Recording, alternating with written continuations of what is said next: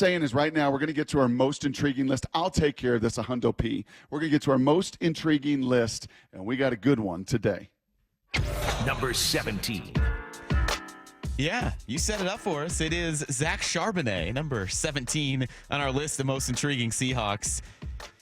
Now, I would be significantly more intrigued, Brock, if he has been practicing, if he had been on the field, if we had seen something. I'm more concerned than intrigued right now because he hasn't been practicing, and Pete Carroll said this on Sunday about both Ken Walker and Zach Charbonnet.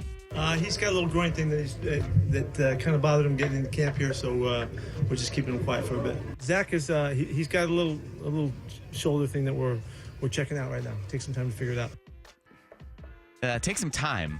So that's a little concerning. I mean, the potential for what he could be this season, absolutely intriguing. If he could help complement Ken Walker, if he can be that 1-2 punch, but when you hear that, take some time to figure it out. Now I'm more concerned than intrigued. No, I think that's more than fair. You are concerned. And when Pete goes into hockey coach mode, you get a little bit more concerned because he actually, for coaches in the league, is pretty darn transparent when it comes over the years to injuries. He's going to tell you what is going on. He doesn't. Pete's one, and when I was in the commercial real estate business, you learn quickly. There are those that hold their cards and show you nothing, and then there are those that put them on the table and say, let's make a deal. Pete is much more of the latter in that conversation. So when he gets a little bit that way, it's because stuff's going on. So he went on the practice field the other day, which tells me, again, this is not like from a source inside, this is speculation, but that tells me we was sent somewhere, whether that was James Andrews in Birmingham or whoever their specialist is, to look at what's going on in the shoulder. And you're right, that's not intriguing, that's concerning, because he was drafted so that the brand didn't change.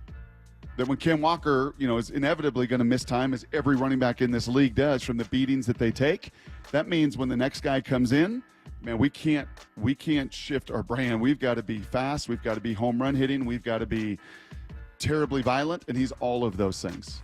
And he loves ball, man. And he absolutely loves ball. Yeah, that is what Pete Carroll said earlier about Charbonnet and how they want the two to kind of be interchangeable. Really, Zach is legitimately that. He's going to be right in there with Ken, and it's going to take both guys to get the workload and help some DJ. And I really like the versatility, like you're talking about it, because he can block and catch the ball in the backfield. He's good on the screen game. He makes big plays. He's been the workhorse, and so I think he'll be a great compliment to Kenny. I got Ken. Yeah, so we will learn a little more today. An off day yesterday, a mock game today. Tomorrow. The mock game's tomorrow? Yes, they still practice today. Okay, yeah. So we got a little practice today, then a mock game tomorrow. We'll learn a little more. I'm going to guess if they've given Ken this much time off already, they're going to use yesterday, today, tomorrow to give him the rest of the week, right? Light practice, no practice Saturday. So when we see Ken Walker with a little groin, will probably be Sunday, Monday, and they're going to say, hey, man, he banked so many reps this whole offseason. We'll hit the ground running, get him ready for preseason game 1. Charbonnet, that's going to be worth more than a watch, both from a concern and an intrigue standpoint. Yeah, but I think we all agree, right, that a healthy Zach Charbonnet has the potential to help take this run game to the next level. You're on fleek there now. Oh, my gosh. I mean, you are on fleek right there. You've derailed this entire show now. Why? Because I'm showing off my hipsterness? Yeah, it's a little much. Yes. No one hip tries that hard. You know what? That's probably true. Maybe just one Doing segment. too much. Yeah. Yeah. Maybe. Listen to how Trey Brown just, it was natural. It was smooth. He worked Okay, it into his everyday conversation. I'll tell you who else was really natural. The other day, we got a chance to talk to Quandre, and that was the first day they put pads on. And he had the same joy that all these guys have had that we've talked to this entire week. And when I asked Quandre, like, okay, who was it? Who's a guy that, when the pads come on, something else happens, that like, okay, this young buck is ready to roll. And for him, it was Ken last year. He was like, yeah, those pads came on. And a lot of us were like, uh-oh, this dude's going to be a monster. He's going to be a 1,000-yard back. That's what he was. The bummer for the Terminator, and that was Charbonnet's nickname at UCLA, is it would have been the same thing. If he could have been out there as he was the entire OTA season, and he could have been out there on Monday when the pads came on, you would hear Bobby and Quandre and those guys go, oh boy, that's 225. And he brings it. And he bullies you, and he is one physical sucker. Is a two running back system essentially what you have to go to now in the NFL?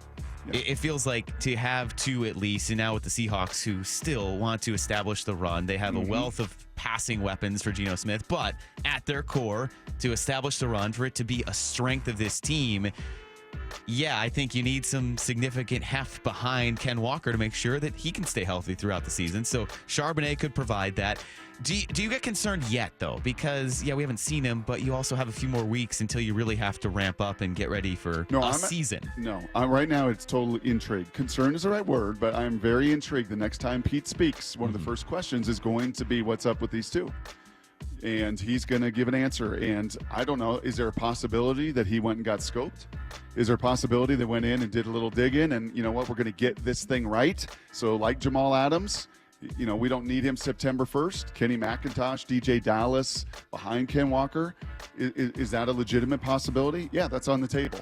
Or is it, hey, saw a specialist, he's good, he's going to play through it. It's going to be something we can monitor, and he's going to be good to go. So we will know a whole lot more the next time Pete is asked about it. But he is very intriguing because his skill set with Ken Walker, with Kenny McIntosh, with DJ Dallas, and we've learned this. It's not two, Mike. It's not even a duo. In a post-Marshawn Lynch world, we have learned it takes more than two to get through a 17-game regular season stylistically the way this team plays. Yeah, I can't help but think of Rashad Penny last year because we were talking about Ken Walker like we're talking about Charbonnet now. Like, all right, this guy's going to be great. Good change of pace. He's going to be a menace coming off the bench. He'll spell Penny for a little bit, but Penny's your workhorse. Finished the 2021 season on a strong note, and then all of a sudden, Walker's the guy. I mean, once again, you're perf, man. You are perf. Thank you. I appreciate that. Hundo P. We're For getting reals. some good text on Hundo this. P. Someone said I Brock can't is even. showing out today. Bet. I'm him. I can't even. 509 says Brock is straight slay. And then the 303 says, why does Brock get so cringe when Salk is gone? 206, if you have to tell people you're him, which you've been doing constantly, you're really not him. I agree, right? I'm doing this in text story Someone right now. who's him doesn't I have to am say straight they're him. Head top in the At the text top story. of your head. That- Go ahead. Can you confirm this more, and Justin? If you're him, it's the other people saying that. Yeah. Other Nope. people say you're him. You Absolutely don't say not. I do. that. I think I know I'm that. totally head top in the text Because story. I'm hip. All right, we'll let Brock To me, practice that that. means when you're riding motorcycles, you top your head. It's like, hey, there's a cop ahead. Like that's so when you did that, that's what I thought you were I doing. mean, that's also a penalty in the NFL, right? Is that legal substitution? Yep, That man one? downfield. Yeah, man downfield. Know Yeah, your rules. illegal Let's go. man downfield. So Know your rules. yeah, Be all on right. Flake.